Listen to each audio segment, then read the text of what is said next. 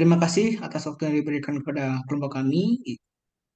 Nah, pada hari ini kelompok kami akan mempresentasikan eh, analisis CRISP DM pada paper dengan judul implementasi model CRISP DM untuk menentukan sales paper line pada PTX. Baik, sebelumnya ada pepatah mengatakan tidak kenal maka tak sayang. Izinkan saya memperkenalkan diri terlebih dahulu. Perkenalkan nama saya Geri Kusuma dengan NIM akhir 065, dengan rekan saya Komang Wahyu Kusuma Wardana dengan NIM akhir 061, dan rekan saya Made Yudi Widiandana dengan NIM akhir 069. Baik. Nah, pada materi kali ini kita akan mempresentasikan tentang isinya adalah business understanding yang pertama, yang kedua itu adalah data understanding, yang ketiga itu ada data preparation, yang keempat itu adalah modeling, yang kelima itu adalah evaluasi, yang terakhir itu adalah deployment. Nah, untuk presentasi selanjutnya akan dibawakan oleh rekan saya. Terima kasih. Baik, terima kasih atas kesempatan waktunya. Di sini saya akan menjelaskan apa itu business understanding. Nah, eh, yang pertama, business understanding itu ada determine business objective. Apa sih artinya? Yaitu business objektif yang dilakukan untuk dapat memahami tujuan yang ingin dicapai oleh PTX, entah itu perspektif dari bisnis, perusahaan, atau induk secara menyeluruh. Lalu yang kedua ada assess situation. Nah, assess situation itu dilakukan untuk melibatkan fakta apa saja yang ada di PTX tentang sumber daya, kendala, asumsi, dan faktor-faktor lain. Nah, assess situation ini harus dipertimbangkan dalam menentukan tujuan, analisis data, dan rencana yang dilakukan dalam penelitian.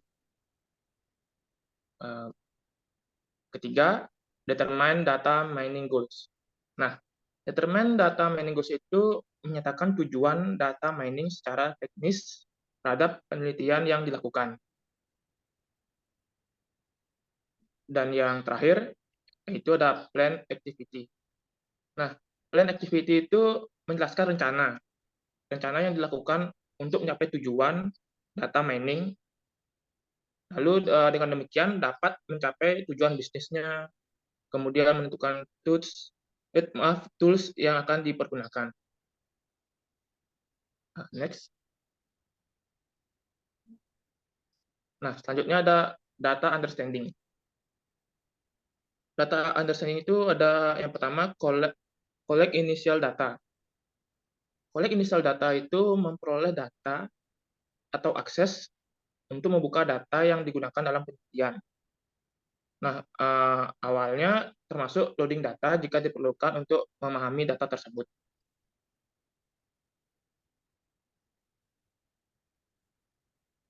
Yang kedua ada describe data. Nah, describe data ini memeriksa data yang diperoleh data yang diperoleh dan melaporkan hasilnya. Lalu ada explore data. Nah, explore data itu kita melakukan eksplorasi terhadap data yang diperoleh, lalu memberikan deskripsi mengenai isi data tersebut. Nah, selanjutnya ada data preparation. Yang pertama, yaitu data selection. Data selection itu kita memilih data yang akan kita gunakan dalam proses data mining. Nah, dalam proses ini itu dilakukan juga pemilihan atribut-atribut yang disesuaikan dengan proses data mining. Lalu untuk data pre-processing, yaitu memastikan kualitas data yang dipilih itu, maksudnya data yang dipilih di data selection itu pada tahap ini masalah yang harus dihadapi adalah apabila terhadap ada noise data dan miss value. Nah, maka dilakukan proses pembersihan data atau cleansing untuk menemukan anomali anomali data yang mungkin saja masih terdapat pada data tersebut.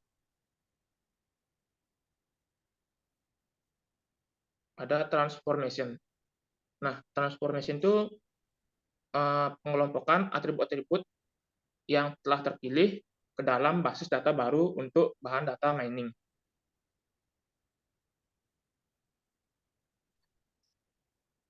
Nah, untuk materi selanjutnya akan dibacakan oleh teman saya.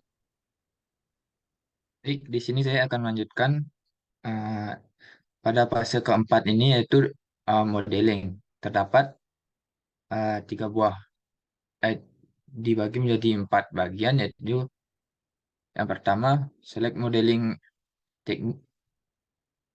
teknik, yaitu merupakan langkah pertama dalam pemodelan dengan menggunakan teknik pemodelan yang telah ditetapkan pada fase business understanding. Yang kedua yaitu build model. Uh, Build model ini merupakan proses yang menjalankan alat pemodelan sesuai dengan prosedurnya. Yang ketiga itu generate test design. Generate test design ini menguji kualitas model dan validitas dengan menggunakan dataset yang telah dipersiapkan. Selanjutnya fase kelima yaitu evaluation. Terdapat 2 bagian. Yang pertama evaluate result, yaitu merangkum hasil penilaian dari segi kriteria kebersihan bisnis, termasuk pernyataan akhir mengenai apakah penelitian sudah memenuhi tujuan bisnis.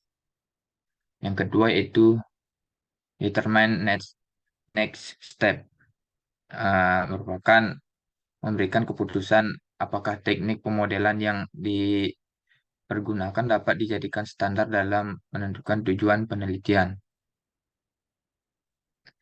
Yaitu fase keenam yaitu deployment. Terdapat 2 buah bagian. Yang pertama deployment plan, menjelaskan gambaran mengenai rencana terhadap pembuatan laporan yang akan dibuat. Kemudian yang kedua produk final report, yaitu memberikan visualisasi dari laporan yang telah dibuat berdasarkan pada development plan. Oke, yang selanjutnya akan dibahas oleh teman saya. Baik, terima kasih atas waktu yang diberikan kepada saya. Nah, pada departemen ini, berikut adalah salah satu tabel yang me- yang mengartikan jumlah paperline customer baru.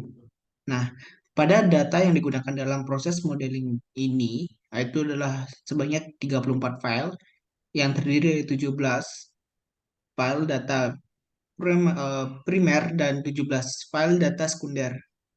Nah, pada kedua buah data file tersebut, kemudian masing-masing digabungkan menjadi satu sesuai dengan urutan nama file yang telah disesuaikan untuk menurut isi dari penamaan file tersebut.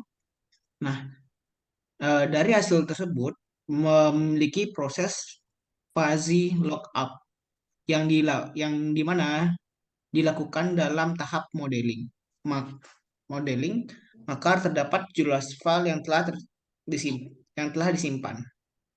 Berikut adalah tabel eh, menampilkan ringkasan yang menerangkan beberapa banyak jumlah customer yang termasuk dalam paperline customer baru yang telah dikelompokkan berdasarkan bulan dan disegmentasi berdasarkan wilayah pembagian kerja dari segmen komersial pada PTX. Nah, untuk selanjutnya, Nah, pada eh, gambar berikut ini merupakan grafik perbandingan jumlah customer baru dan existing. Nah, di sini kita bisa lihat dari bulan Januari eh, penjumlahan pada grafik warna biru itu 8. Nah, pada bulan Februari dia meningkat sesuai dengan eh, proses fuzzy lock up-nya dan pun seterusnya sampai bulan Maret sampai akhir Desember. Eh, Setelah itu customer baru. Nah, di sini pada bulan Januari pada customer barunya itu adalah sekitar 123. Nah, pada bulan Februari dengan menggunakan proses fuzzy lookup-nya dia meningkat sebanyak 153. Jadi pada bulan Maret itu meningkat lagi sekitar 180. Nah, untuk bulan April itu turun karena kemungkinan di PTX itu sedikit peminat untuk mencalonkan diri ataupun pada PTX menerima hanya sedikit karyawan baru. Nah, maupun sampai seterusnya sampai bulan Desember itu sampai 72 karyawan customer baru. Seperti itu. Untuk selanjutnya, next. Nah, baik dari presentasi yang kami dapat sampaikan itulah kami dapat menyimpulkan bahwa model CRISDM mampu memberikan framework yang terstruktur dan terukur dalam mengembangkan model untuk menentukan sales uh, pipeline. Nah, hal ini dapat membantu PTX dalam meningkatkan efektivitas dan efisien dalam mengelola penjualan yang mengoptimalkan rev- revenue-nya. Nah, panduan langkah-langkah Kris DM tidak secara eksplisit menyebutkan dataset sebagai kiriman untuk tugas persiapkan data pada setiap fase. Pada dataset tersebut sebaiknya diarsipkan dan didokumentasikan. Nah, datasetnya tidak akan sesuai dengan tepat satu dengan tugas yang ada pada setiap fase. Setiap informasi tentang data di, yang digunakan harus dimasukkan dalam setiap laporan yang harus disampaikan. Nah, data mining data menciptakan lingkungan bisnis yang intelligence, yaitu adalah efisiensi dalam mendapatkan informasi yang diperlukan. Yang kedua itu adalah menyediakan tools khusus untuk kemampuan analitis yang jauh lebih baik.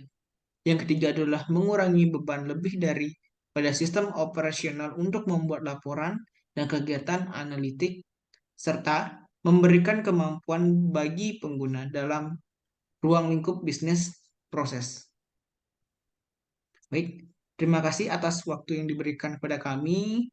Mohon maaf jika ada kesalahan kata yang kami ucapkan atau kami lanturkan pada kali ini. Jadi, kami akan tutup dengan selamat siang. Terima kasih.